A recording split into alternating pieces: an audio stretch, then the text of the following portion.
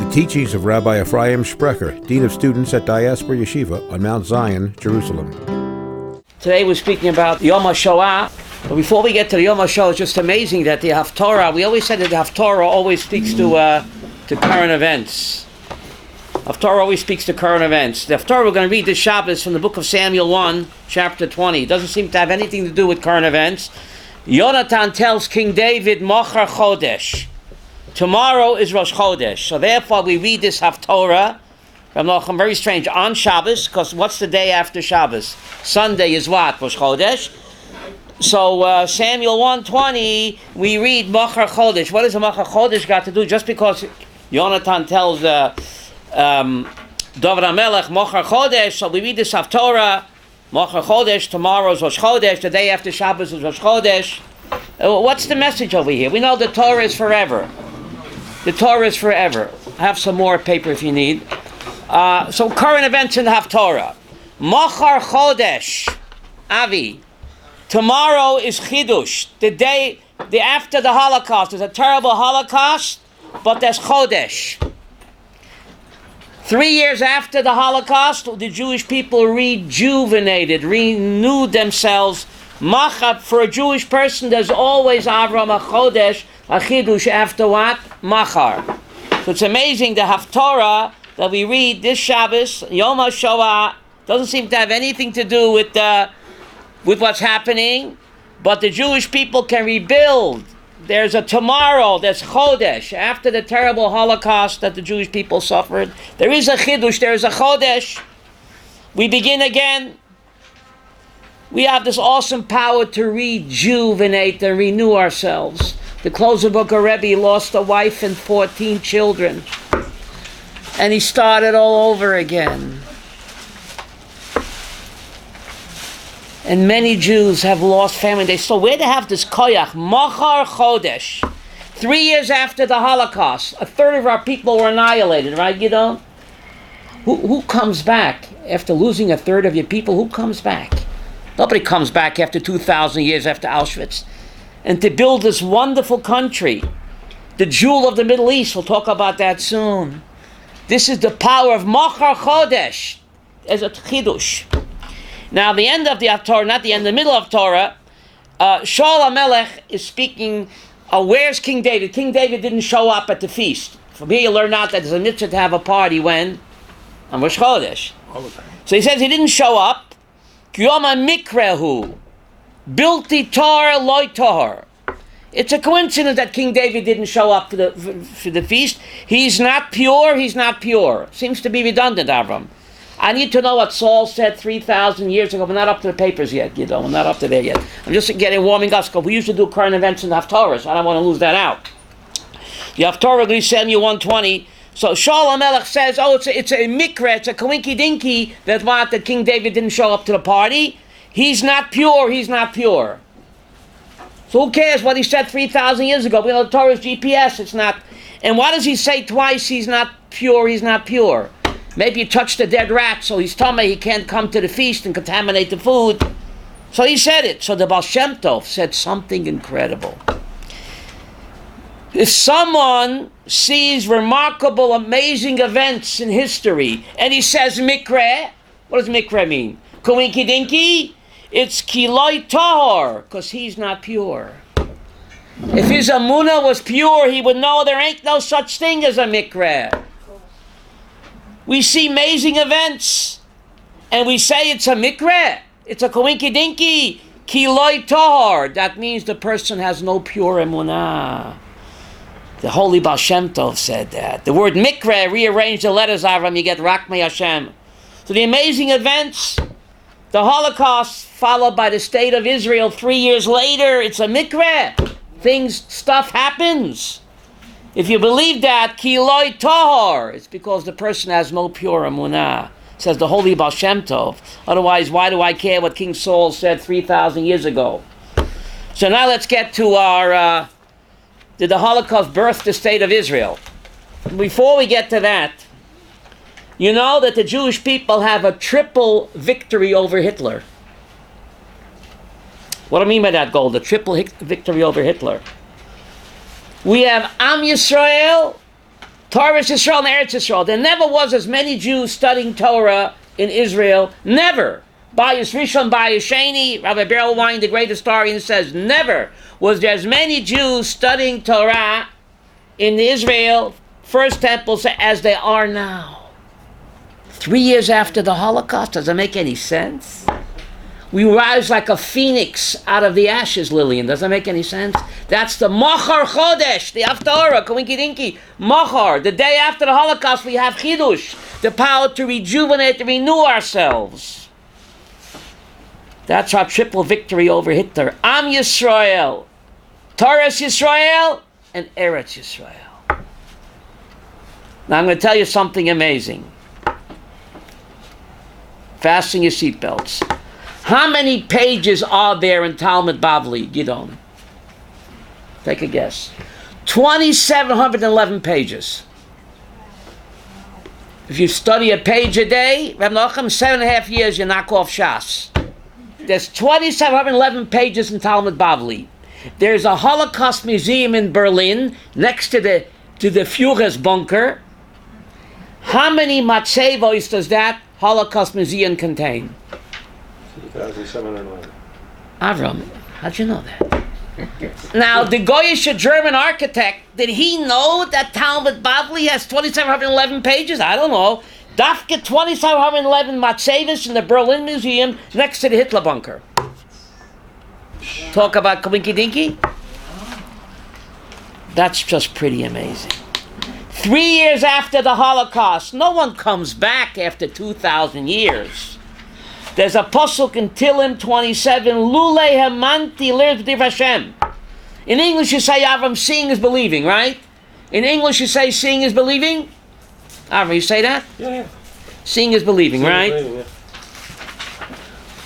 But we say, no, believing is seeing. Lulei Hamanti.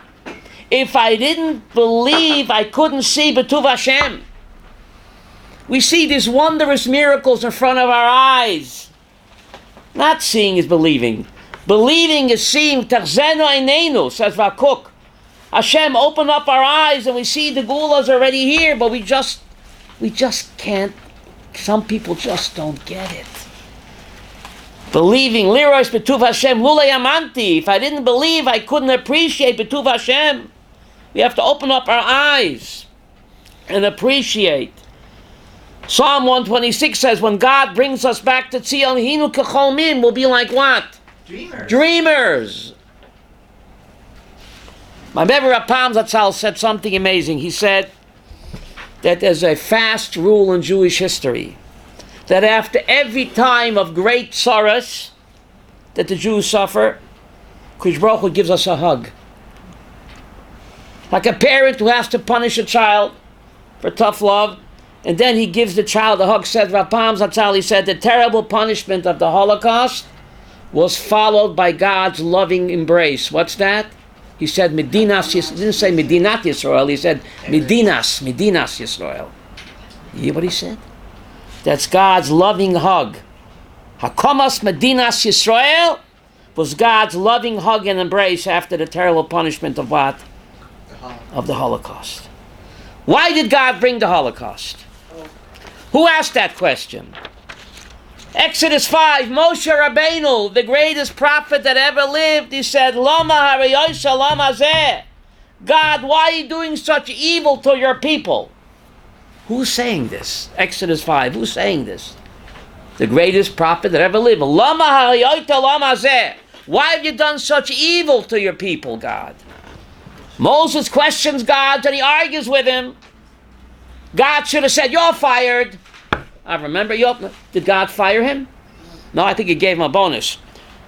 Strange. Psalm 44.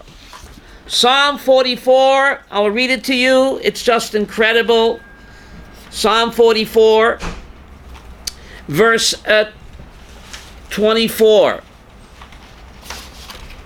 Before that, also Psalm 44, verse 13. You sold us out. You made us a disgrace to our neighbors. Now, when King David wrote this, Avram, nobody was selling us out. King David was the Rambo of the Middle East. Rambo. What is King David talking about in Psalm 44? You sold us out. You made us a disgrace to our neighbors. King David was the Rambo of the Middle East. You made us a mockery and scorned those around us. Again, Psalm 44, verse 16. All day long, my humiliation is before me. All of this came on us. Verse 18, yet we did not forget you. We have not falsified your covenant. We remained loyal in Auschwitz. They looked around for matzah in Auschwitz. They looked around for matzah in Auschwitz for a pair of tefillin. A person would give away their shtick ala broit for a pair of tefillin. You hear this? People would barter their ration of bread just to be able to put on tefillin. How did King David know that 3,000 years ago? In Psalm 44, 18. All this came on us, our humiliation and disgrace, yet we did not forget you in Auschwitz. We have not falsified your covenant. What do you think King David is talking about? It gets even more. Because of you, we are murdered all day long. Now, when King David said this, the Jews weren't being murdered all day long. Who was the boss in the Middle East? King David. Obviously, he's talking about the Holocaust. Psalm 44, 23.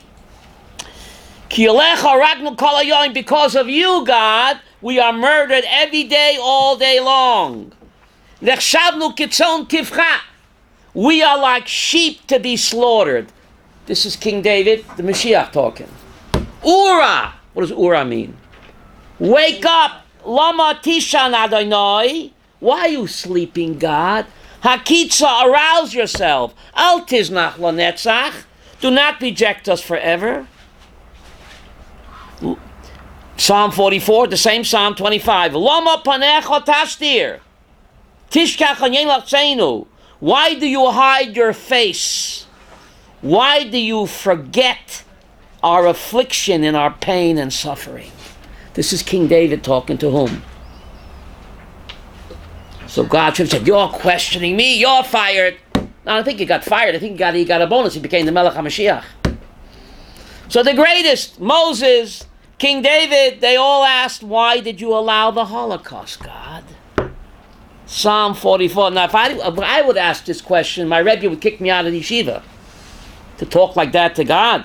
Wake up! Why do you sleep, God? Arouse yourself. Do not reject us forever.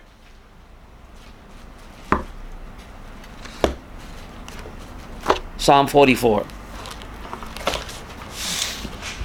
So we have a right to question. God gave us a brain. Why did it happen?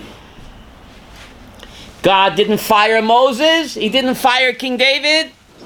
All of the prophets argued and questioned God. Every single one of them. And not one of them got fired. Pretty strange. On the job security. On the job security. So let's look at side number 1. The first Shoah was not 71 years ago, Rabbi Yosef. The first Shoah took place in World War II. The Churban.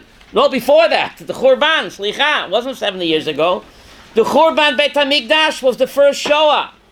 When the Babylonians destroyed the temple and massacred hundreds of thousands of Jews. If you look at the side 1, this is by Eleza Kalir. These are the Lamentations for Tisha B'Av. Lamentations for Tisha B'Av. You look at side 1, source number 2. Megillat Eicha. Jeremiah witnessed the first Holocaust in the year 586 BCE. And what does he say to God in side 1, source number 2? What does he say to God? Daniel, you have it? Sakolta ba'af v'tadifeinu rakta loy chamalta. Source 2. You have, thou, who is thou? Thou hast enveloped thyself with anger and pursued us. Thou hast murdered without mercy. Why does he blame God? I think the Babylonians did it, Chanoch. Not murdered, killed. Harakta. What does harakta mean? Killed. Oh, slicha. Is that better? Is that better? Harakta loy chamalta. You killed and you showed no mercy. So Jeremiah is accusing God of the Holocaust. Verna, are you getting this? Look at source number 2. This is Jeremiah, not the bullfrog, the prophet. He didn't get fired either. In the source number 2, Megillah Seicha, chapter 3, he says, source 2, you have enveloped yourself with anger, pursued us, thou hast killed us without any mercy. Enveloped, okay? So why doesn't he blame the Babylonians? Why does he blame God, Avram? Why does he blame God? You hear my question? So he was an eyewitness, Jeremiah was, to the first Korban. And he wrote Megillat Eicha. Now if you look at source number 4, it's incredible. Source number 4 is Medrash Eicha Rabbah. Not going to read the whole thing, but source number 4, Avram, you have it? The Medrash Eicha Rabbah. In the middle of source number 4, I think it's highlighted. Anybody have a paper? Have the paper? You see the middle of source number 4, Avram? At that time. No, side number 1. Side number 1. Number 1. Source number 4. In the middle of that source, what does it say? Billah, at that time, at what time? At the time of the Holocaust, of the Khurban. What did the Kodesh Baruch Hu say? God wept and he said, woe is me. This is the Medrash Eicha Rabbah, quoting God. At that time, the time of the Holocaust, the Khurban, Kodesh Baruch Hu wept and he said, woe is me, what have I done? I caused my Shekhinah to dwell below on earth for the sake of Israel. But now that Israel has sinned, I have returned to my former habitation. Heaven forbid that I become a laughter to the nations. Because when the Jewish people suffer, it's a chil Hashem, a terrible chil Hashem. At that time, Metatron, who's Metatron, Avram? That's the archangel. Is it arch or ark? Always remember. The archangel Metatron came. Chanoch, you have a paper? Came and fell on his face and spoke. And he said to God, Sovereign of the universe, let me weep, you not weep. So God said to him, if thou lettest me weep now, I will repair to a place which no one has permission to enter. What does this mean? Very hard to understand. Look at the next paragraph. The Holy One, blessed be He, said to the ministering angels, come, let us go together and see what the enemy has done in my house. The Holy One, blessed be He, and his angels went, Jeremiah leading the way. When the Holy One, blessed be He, saw the temple and the ruins, he said, certainly this is my house and this is my resting place when the enemies have come and they've done whatever they want. At that time Hashem said, Kaviochel, God wept, woe is me for my house, my children, where are you? My priests, where are you? My lovers, where are you? What shall I do with you, seeing that I warned you, but you did not what? Repent.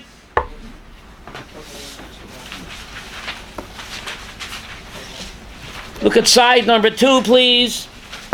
Side number 2, source 5. Avram, you have it? Side number 2, source 5. This is Gemara Brachas Lamed Bet. Brachas Lamed Bet on the right side. Omer Rav Elazar, Miyom Shachar Beis Hamikdash. For the day the temple was destroyed, Ninalu Sharei Tvilah. The gates of prayer have been what? Locked. Shenema Gamki Ezog, even though I cry out, God won't hear. Even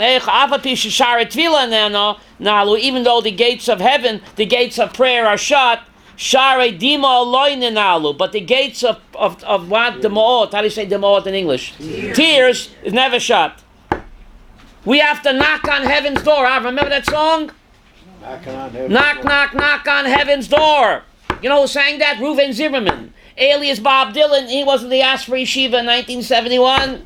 Maybe he learned this Gemara and he wrote the song Knock on Heaven's Door. Our job is knock, knock, knock. You didn't know his name was Reuven Zimmerman, alias Bob Dylan. I missed him by a year. I was here in 1970 of him. He came a year later. Knock on heaven's door. That's our job. Now look at source 7. Look at source 7. This is from the book of Eicha, Perik Bet, source 7. Osa Shem Ashazamam. Let's read the English. That's verse 17. source 7, verse 17. You have that? The Lord has done what he devised. He has carried out his word, which he decreed, and he devastated us without pity. Haras v'loy chomal. He destroyed, and God didn't show any mercy. This is Jeremiah, the prophet, writing in Lamentations chapter 2. Haras v'loy chomal. I'm reading the English and the Hebrew, source 7. God destroyed without mercy. V'samach alayich oyev. God caused the Nazis to rejoice over us. They mocked us as they gassed us. They were laughing. Eichmann said that the screams that he heard from the gas chambers reminded him how the Jews daven in the shul. That's what Eichmann said. Because they said Shema Yisrael. Shema Yisrael. God, how could you allow that? How could you allow that? Who's asking that question? Yirmiyahu Hanavi. He has caused the enemy to rejoice over you and exalted the might of your enemies. And God, you stood by. Where was God in the Holocaust? Psalm 91 says, Imo onochi b'tzara. Psalm 91 says that God was there in the gas chamber suffering with his people. God says, I am with him in all of his suffering and agony. Psalm 91, who is him? Every Jewish person. Imo onochi b'tzara. That Psalm 91 is a pasuk in Isaiah. B'chol tzarasam lo tzar. In all of their agony, he has agony and pain. So God suffers along with his people. But why does he allow it? Only God knows. But he was there suffering with his people. Psalm 91 tells us, Isaiah tells us that. But Rav Soloveitchik has an amazing, I wouldn't dare say this, but if you look at source number 9, Rav Soloveitchik Zatzal, in his book Fate and Destiny, which he wrote in 1956, he calls it 6 knocks, Avram. Kol dodi dofek. The Jewish people say, the voice of my beloved is knocking. Who's my beloved, Avram? HaKadosh Baruch Hu is knocking on our door. Kol dodi dofek. Why 6 knocks, Avram? Why 6? I think for the 6 million. Look what he says here, Rav Soloveitchik. In 1956, he wrote this. 8 years ago, Avram, source number 10, right? I think it's number 10, yes? 56, 40. And 8 years ago, in the midst of a night of terror, filled with the horrors of Majdanek, Treblinka, and Buchenwald, in a night of gas chambers and crematoria, in a night of absolute divine self-concealment, Hester upon him, Muchlat, Mazeh Muchlat in English. Complete. In a night ruled by the Satan of doubt and apostasy, which sought to sweep the maiden from her house into the Christian church. What does that mean? In a night of continuous searching, of questioning for the beloved, where are you, Hashem? How could you allow this to happen to us? In that very night, the beloved God appeared. God who conceals himself in his dazzling hiddenness. Moshe, you see that? Suddenly manifested himself and began to what? Knock on the tent of his despondent and disconsolate love, twisting conclusively on her bed, suffering the pains of hell. Convulsively on her bed, suffering the pains of hell. As a result of the knocks on the door of the maiden, wrapped in mourning, what was born, Chava? State of Israel was born. It's like a woman giving birth. The Chevle Leda, the birth of the state of Israel was terrible, terrible birth pangs. Why it has to be like that? Before a baby's born, Avram, the mother suffers terrible birth pains. Why? Why can't the baby be born without terrible birth pains? Huh? If we would know, then we would be God. Right? Why does birth, the greatest joy in the world is the birth of a baby, yet the mother suffers such terrible agony and labor pains? Why, Rachmiel? So Rav Soloveitchik is saying that the birth of the state of Israel had to go through these terrible agony and suffering of the labor pains of the Holocaust. How many times did the beloved knock on the door of the tent of his love? Chava, how many times? What does it say there? It appears to me that we can count at least 6 knocks. The 6 knocks representing what? The 6 million Jews. The 6,000 years. 6 million Jews. Incredible. Now, if you look at source number 12, this is from Rabbi Eliezer Hakali, one of the keynote that we read on Tisha B'Av, source number 12. You see that, Yehuda? Echa atzta be'apcha.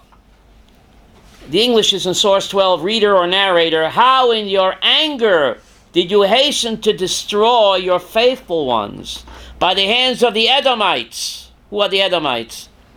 The Nazis?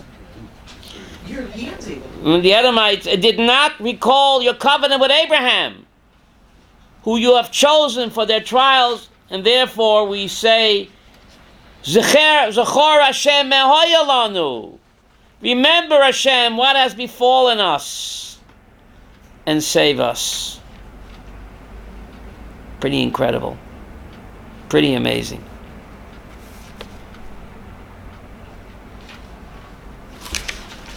Look at source number 3. This is just amazing. For this, you don't need any Bible codes, Anochem. According to Kabbalah, every verse in the Torah corresponds to a calendar year of world history. Shall I repeat that? Every verse in the Chumash corresponds to a calendar year world history.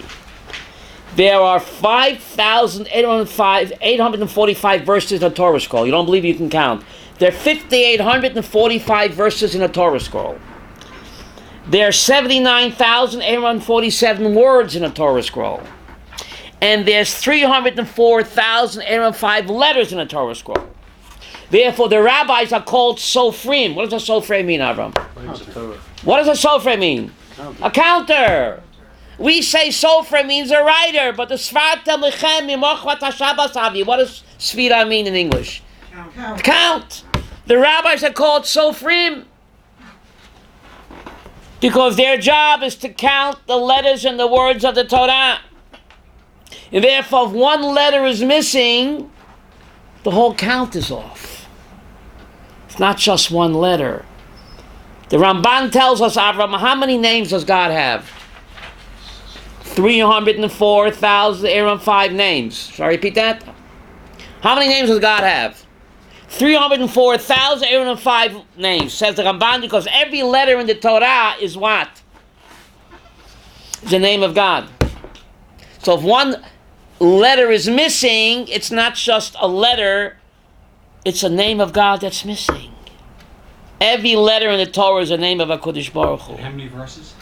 There are 5,845 verses. And you said that Mashiach's going to come by then? Mashiach has to come by the year 5845, because then we run out of verses. Now, you take your spirulina and you do your exercise. We might gonna make it. Hopefully. What year are we in, Reb Nachum? 5779. We're in 5779, right? Who's good in math? 21 and 46 is not that hard. How many years? 66. So Mashiach has to come before the year 5845, Avram, because we run out of verses in the Chumash, and every verse in the Torah is what? Year in the Torah. Corresponds to a calendar year of world history. Okay, so where was I? Now, fasten your seatbelt. So every verse in the Torah corresponds to a calendar year. Look at Pasuk Chav Chet, Avram. Pasuk Chav Chet. Yellow. They call me yellow. It's underlined in yellow. See Pasuk Chav Chet? It's underlined in yellow. The third page. Side number 3. Number 3. You also keep in mind that every verse in the Torah corresponds to a calendar year. Pasuk Chav Ches happens to be the 5,705 verse in the Torah. So what? Every verse in the Torah, Avram, is a year on the calendar. 5705 happens to be the secular year 1945, when all of the horrors of the Holocaust were revealed, and people said, why? What does God say in Posik Chav Ches? Avram, read it, please. Ha-nistaros Lashem Eloheinu. That's nistar. How do you say mystery in English? In Hebrew, nistar. It's hidden. It's a mystery. Only God knows. Va-miglos Lanu V'neinu. But what we have to do, la'asod, is called Divrei Torah Zos. Why the Holocaust happened? That's nistar. It's a mystery. It's hidden. Only God knows. Va-niglos. But what's revealed for us and to our children? We have to continue to observe the Torah despite the nistar of why the Holocaust happened. Now, what's amazing, Avram, that this is the 5705 verse. You don't trust me? Go home tonight. You start counting Genesis 1:1.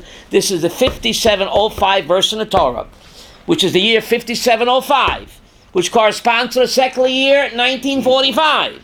And people asked, why did this happen? So God said, nistar, Avi. How do you say nistar in English? Mystery. Conceal, thank you. Nistar, Hashem, only God knows. But niglos, what's revealed for us and to our children, we have to continue to do the words of the Torah despite the mystery of why the Holocaust happened. God says, only I know. That's nistar. But what's amazing, if you count 3 psukim after that, Yosef, 5705, 3 verses after that happens to be what verse? It's underlined in yellow. What verse is it? Gimel. Gimel, Avraham. Anybody want to take a crack at it? Right after the Holocaust, 3 verses later. God will bring back your captivity. And He will have compassion on you. And He Himself will what?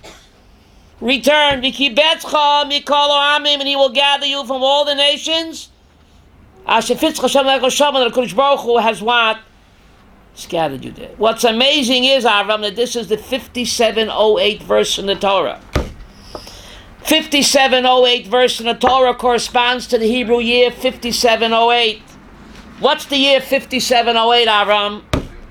A Jewish state in 48?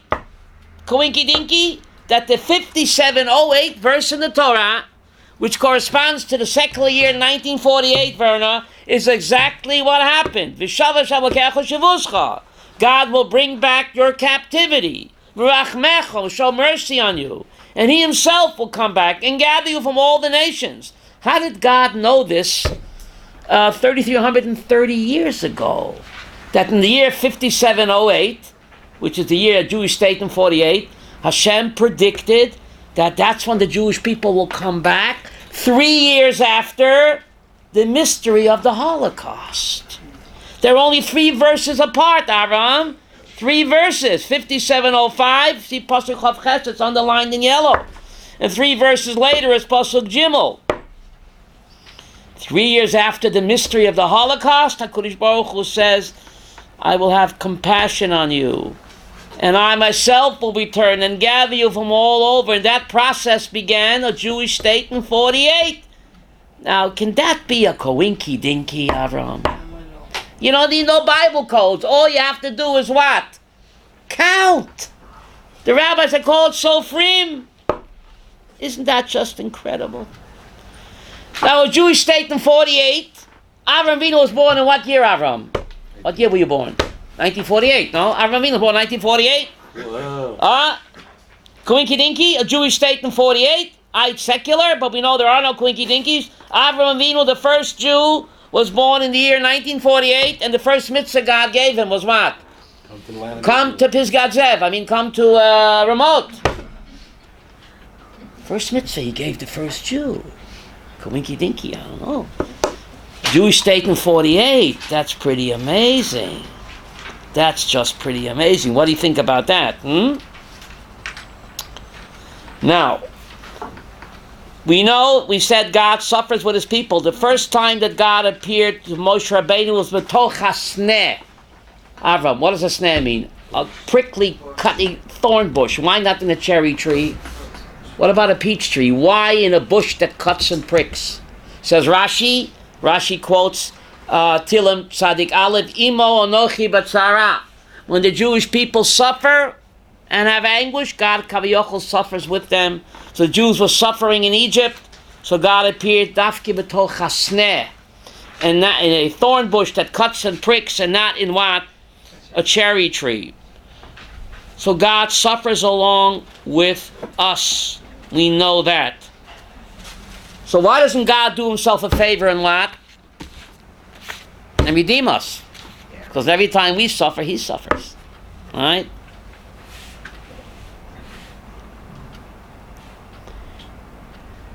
On Sukkot, when they circled the Kohanim circled the altar with the lulav, and we play that out, and we circle the bima, we say, Ani v'hu Hashiona. I and he help us. I and he. God, if you help us, Kavayachol, you're helping yourself. So when the Jewish people suffer, God suffers along with us. Rav Soloveitchik said something amazing. He said that the UN vote in 48 was an open miracle. Open miracle. How else does he say Russia and the United States? In 1948, Avram, Russia and the United States were at the height of the Cold War. How else could Russia and the US vote for Israel at the height of the Cold War? That's not an open miracle. Stalin and Truman were bitter enemies in 1948. And yet they both voted for the state of Israel. He says, that was mamish, an open miracle. In Leviticus 25, it says, V'shaftem ish al chazoto, toshuvu. Every man shall return to their inherited land. Toshuvu. In the Vayikra 25, it says, every man shall return to his inherited land. It says the word toshuvu, tofshin bet vav. It's chaser vav. There should be tofshin vav bet vav. But it's written toshuvu without the vav. So it's spelled tofshin bet vav. What is tofshin bet vav? 5708. Tofshin bet vav. Bet vav is what? Ches. Bet is 2, vav is how much? 6. That's 8. Like tofshin ches. So the Torah Leviticus 25 predicted that we'll come back in the year Toshuvu, which is 5708, but it's chaser vav. It's never missing 6 million. Toshuvu, chaser vav, missing the 6 million. Unbelievable. There's an amazing Rashi here. Look at Rashi on Pasuk Gimel. Underlined in yellow. It's underlined in yellow. Avram, you have it? On Pasuk Gimel, side number 3, Pasuk Gimel in Rashi, it's underlined with an X yellow there. God will bring back your captivity.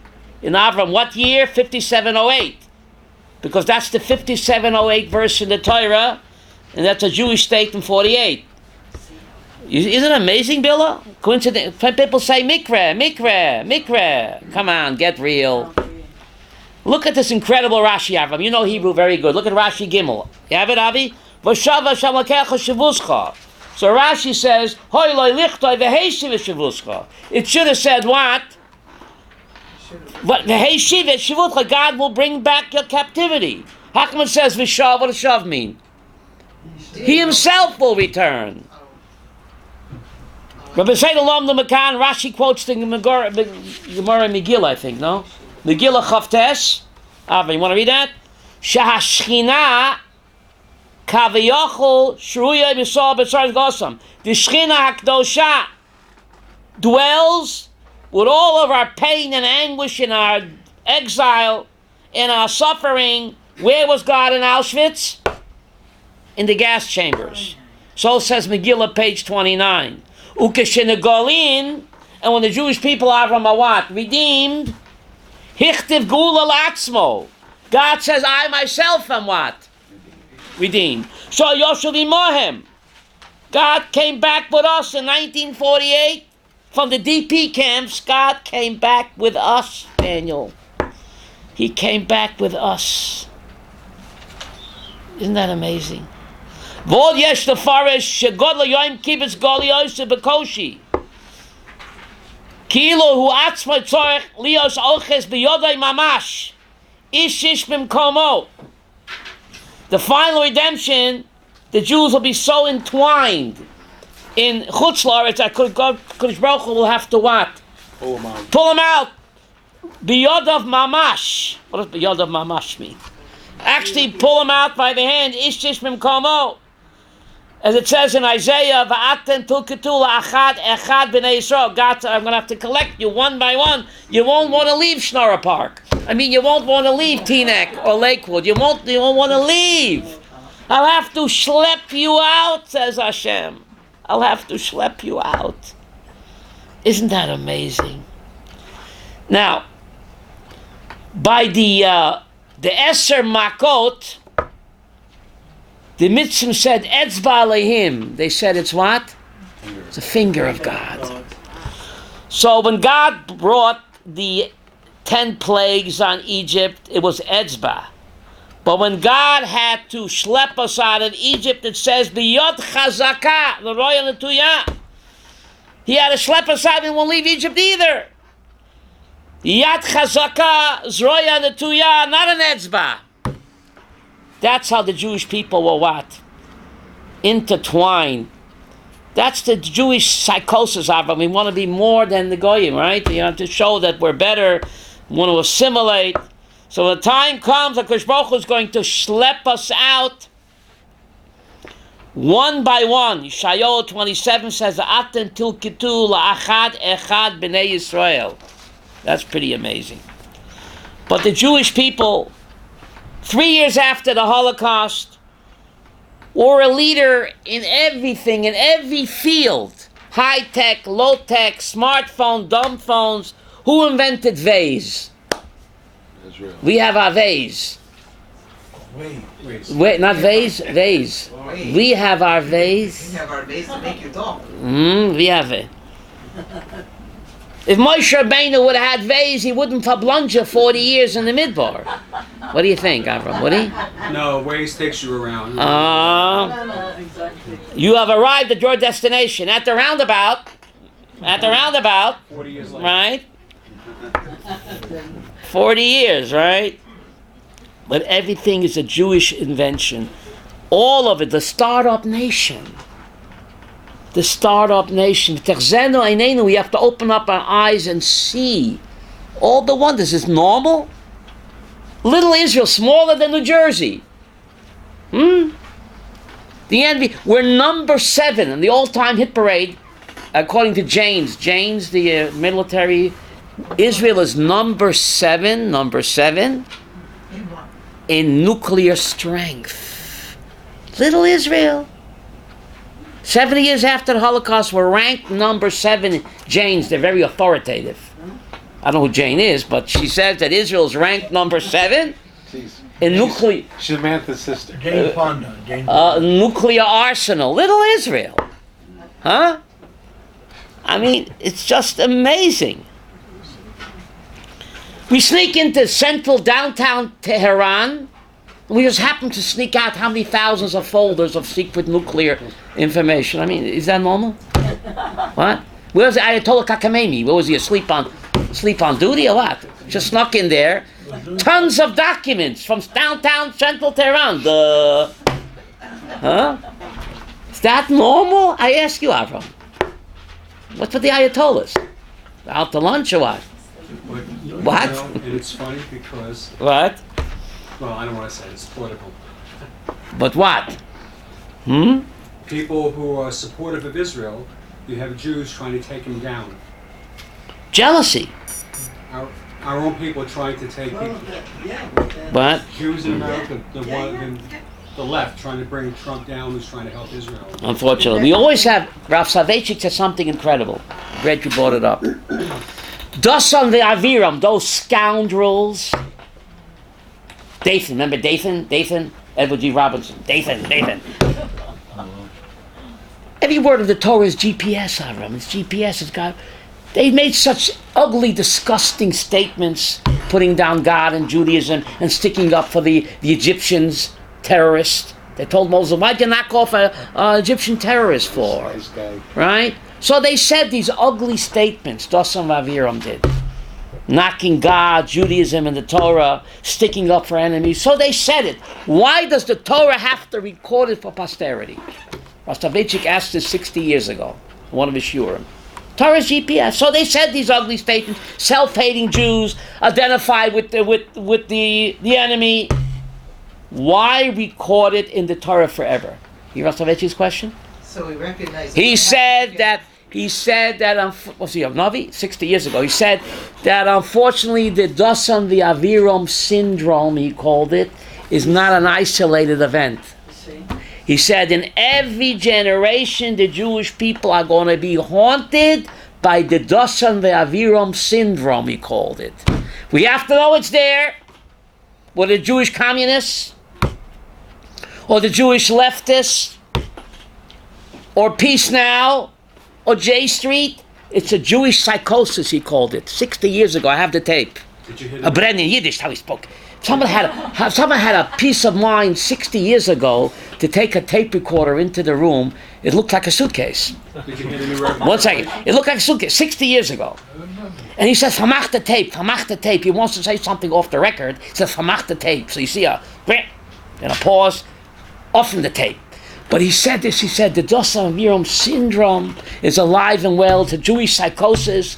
When in every generation we have these Jewish traitors who identify with the enemy, and we have to know it, know that it exists, and not to be afraid of it. Just like Dosan Aviram could not stop the first Gula, they tried very hard to sabotage the first redemption. They were whispering in Pharaoh's ears. Like today, J Street are whispering in the ears of the Arabs. Who fires up the Arabs? Who gives them the ammunition to fight us? What? It's fellow Jews. Fellow Jews. It's the J Streeters. They're the ones. But they didn't stop the first redemption. Says Valsavechik, they will not stop the final. The final redemption will come despite the modern day Dosan Ve'avirams, whether they're called J Street or Jews for Palestine or rabbis for human rights, who totally identify with the enemy.